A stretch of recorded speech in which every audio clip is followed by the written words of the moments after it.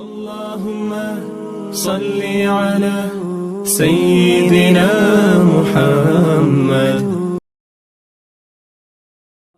السلام علیکم ورحمۃ اللہ وبرکاتہ. استقبال ہے رحمت عالم صلی اللہ علیہ وسلم کی 7ویں قسط میں. ناظرین، اس سے پہلے والی قسط میں آپ نے جانا کہ عبد المطلب نے کیا خواب دیکھا تھا اور اسے کس طرح پورا کیا، اور زمزم کا کنواں کس طریقے سے دوبارہ دریافت ہوا. اس کی لنک آپ کو ڈسکرپشن میں ملے گی یا اس ویڈیو کے آخر میں آپ کو آپشن ملے گا، وہاں پر آپ کلک کر کے بھی دیکھ سکتے ہیں. اس قسط میں آپ نے جانا تھا کہ عبد المطلب نے نظر مانی تھی کہ اگر زمزم کی کھدائی ان پر آسان ہو جائے اور ان کو اللہ 10 بیٹے عطا فرمائیں تو اس میں سے ایک بیٹے کو اللہ کی راہ میں قربان کریں گے. آئیے اب اس قسط میں جانتے ہیں کہ کیا عبد المطلب نے اپنی نظر پوری کی یا نہیں. ناظرین، جب عبد المطلب کو 10 لڑکے ہوئے اور انہیں یہ معلوم ہو گیا کہ وہ ان کی حفاظت کریں گے، ان سب کو جمع کیا اور اپنی نظر کی انہیں خبر دی اور انہیں اللہ تعالیٰ کی نظر پوری کرنے کی دعوت دی. 10 لڑکوں نے اپنے والد ماجد کی بات مانی اور دریافت کیا کہ کیا طریقہ اختیار کیا جائے. حضرت عبد المطلب نے کہا کہ تم میں سے ہر شخص ایک ایک تیر لے اور اس پر اپنے نام لکھ کر میرے پاس لائے. انہوں نے ایسا ہی کیا اور عبد المطلب کے پاس وہ سب آ گئے. حضرت عبد المطلب انہیں لے کر کعبۃ اللہ کے اندر حبل نامی بت کے پاس آئے. اس وقت حبل کے پاس 7 تیر رکھے ہوئے تھے اور ہر تیر پر کچھ نہ کچھ لکھا ہوا تھا. ایک پر خون بہا، دوسرے پر ہاں، تیسرے پر نہیں، چوتھے میں تمہیں میں سے، 5ویں پر تم میں ملا ہوا، 6ٹھے پر تم میں سے نہیں، 7ویں پر کچھ لکھا ہوا تھا. حضرت عبد المطلب اس تیروں والے کے پاس آ کر کہا کہ میرے ان بچوں کے یہ تیر ہلا کر نکالو، اور جو نظر انہوں نے مانی تھی اس کی کیفیت بھی اسے سنا دی.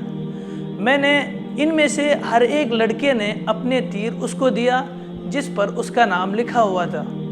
راوی ابن اسحاق نے کہا کہ لوگوں کے خیال کے موافق عبداللہ عبد المطلب کے بہت چہیتے فرزند تھے جو اللہ کے نبی صلی اللہ علیہ وسلم کے والد تھے، اور یہی دیکھ رہے تھے کہ اگر تیر ان پر سے نکل گیا تو گویا وہ خود بچ گئے. جب تیر والے نے تیر لیے تاکہ انہیں حرکت دے کر نکالے تو عبد المطلب حبل کے پاس کھڑے ہو کر اللہ سے دعا کرنے لگے. جب تیروں والے نے تیر چلائے تو حضرت عبداللہ کا نام نکلا. پھر تو عبد المطلب نے ان کا ہاتھ پکڑ لیا اور چھری لی اور انہیں لے کر اساف و نائلہ کے پاس آئے تاکہ انہیں ذبح کریں.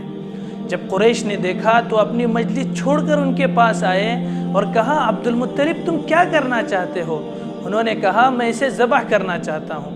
جب قریش اور آپ کے دوسرے لڑکوں نے دیکھا تو کہا خدا کی قسم اس کو آپ ہرگز ذبح نہ کیجئے جب تک کہ آپ مجبور نہ ہو جائیں. اگر آپ ایسا کریں گے تو ہر ایک شخص ہمیشہ اپنے بچے کو لایا کرے گا، اسے ذبح کرے گا. اس طرح انسانی نسل باقی نہ رہے گی.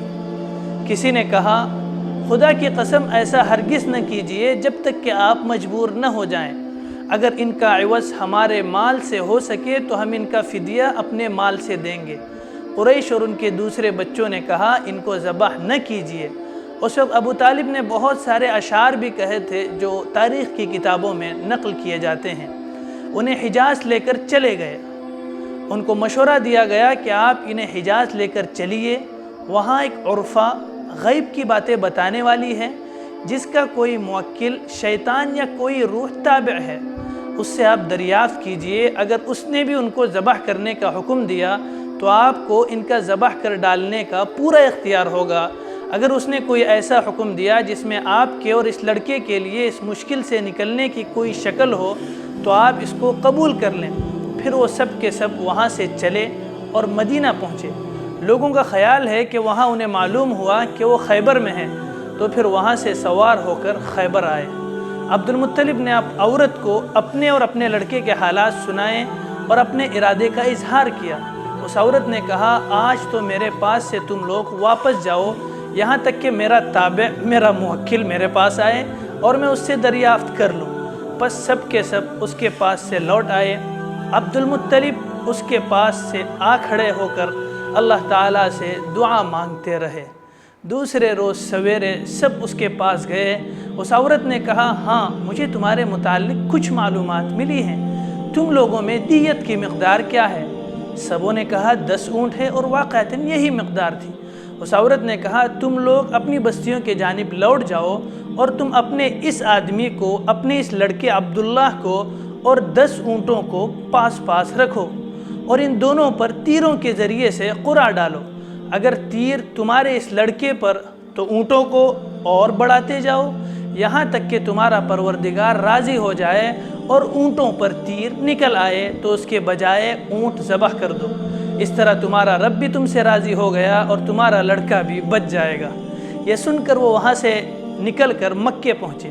جب سب اس رائے پر متفق ہو گئے تو عبد المطلب اللہ تعالیٰ سے دعا کرنے لگے، کھڑے ہو کر دعا کی اور حضرت عبداللہ کو اور 10 اونٹوں کو وہاں لے کر آئے، اس حالت میں کہ عبد المطلب حبل کے پاس کھڑے ہو کر اللہ عز و جل سے دعا کر رہے تھے۔ پھر تیر نکالا گیا تو حضرت عبداللہ پر نکلا تو 10 اونٹ زیادہ کیے اور اونٹوں کی تعداد 20 ہو گئی۔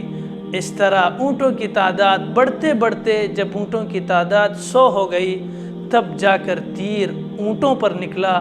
وہاں موجود قریش اور دوسرے لوگوں نے کہا اے عبد المطلب اب تم نے اپنی رب کی رضامندی کو تم پہنچ گئے۔ عبد المطلب نے کہا اللہ کی قسم ایسا نہیں، یہاں تک کہ 3 وقت اونٹوں پر ہی تیر نکلے۔ پھر یہ عمل 3 بار کیا گیا اور ہر بار ہی تیر اونٹوں پر نکلا۔ عبد المطلب نے اللہ اکبر کی تکبیر کہی۔ عبد المطلب کی لڑکیاں اپنے بھائی حضرت عبداللہ کو لے گئے۔ حضرت عبد المطلب نے قربانی کی جگہ لے جا کر اونٹوں کی قربانی کی۔ حضرت عبداللہ بن عباس کہتے ہیں کہ حضرت عبد المطلب نے جب ان اونٹوں کی قربانی کی تو ہر ایک کے لیے ان کو چھوڑ دیا، جو چاہے گوشت کھائے، روکے نہ رکھا، کسی سے اس کو روکے نہ رکھا۔ انسان یا درندہ یا طیور کوئی بھی ہو کسی کی ممانعت نہ کی، البتہ خود نہ کچھ کھایا نہ آپ کی اولاد میں سے کسی نے کوئی فائدہ اٹھایا۔ اکرمہ عبداللہ بن عباس سے روایت کرتے ہیں کہ ان دنوں 10 اونٹوں کی دیت خون بہا ہوتی تھی۔ دستور تھا کہ ایک جان کے بدلے 10 اونٹ دیے جائیں۔ عبد المطلب پہلے شخص ہیں جنہوں نے ایک جان کا بدلہ 100 اونٹ قرار دیا، جس کے بعد قریش اور عرب میں یہی دستور ہو گیا۔ رسول اللہ صلی اللہ علیہ وسلم نے بھی اس کو بحال خود برقرار رکھا۔ اس میں شک نہیں کہ انسانی قربانی ایک وحشیانہ رسم ہے، لیکن یہ رسم اس زمانے تک ہر ایک ملک میں پائی جاتی تھی اور ہند، یونان، مصر، ایران، چین، افریقہ کے ممالک میں برابر جاری تھی۔ بقول حضرت مولانا قاضی سلیمان صاحب منصور پوری، نیپال اور برہما کے وحشی اقوام میں اب تک جاری ہے، اندرونی افریقہ میں بھی غالباً موجود ہے۔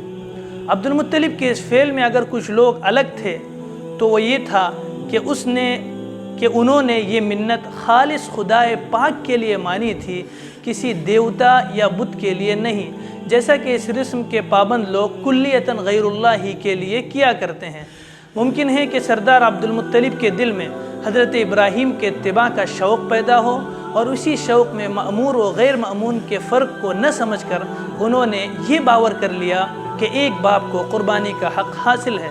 اللہ عز و جل نے احسان فرمایا، عبد المطلب کو بھی ایفائے نظر سے سرخرو کیا اور سردار عبداللہ کو بھی بچایا۔ اسی وجہ سے نبی کریم صلی اللہ علیہ وسلم نے ارشاد فرمایا، انا ابن الذبیحین، جو آپ صلی اللہ علیہ وسلم کے جد امجد حضرت اسماعیل ہیں اور ان کے ذبح کا قصہ مشہور ہے۔ ان کے فدیے کے طور پر اللہ تعالیٰ نے ایک مینڈا بھیج دیا تھا جس کو ان کے بدلے ذبح کیا گیا، اس لیے حضرت اسماعیل علیہ السلام کا لقب ذبیح اللہ، اور دوسرے ان میں سے آپ صلی اللہ علیہ وسلم کے والد ماجد عبداللہ ہیں، جو قصہ آپ نے ابھی سنا۔ لہذا اللہ کے نبی صلی اللہ علیہ وسلم 2 ذبح ہونے والے کے بیٹے ہو گئے۔ ناظرین، یہاں مجھے رکنے کی اجازت دیجیے، اگلی قسم میں جانتے ہیں کہ آپ صلی اللہ علیہ وسلم کے والد ماجد عبداللہ نے شادی کس قبیلے میں کی اور ان کا کب انتقال ہوا، اور رحمت عالم صلی اللہ علیہ وسلم اس دنیا میں کب تشریف لے آئے۔ والسلام علیکم ورحمۃ اللہ وبرکاتہ۔ اللهم صل على سيدنا محمد وعلى آله سيدنا شفيعنا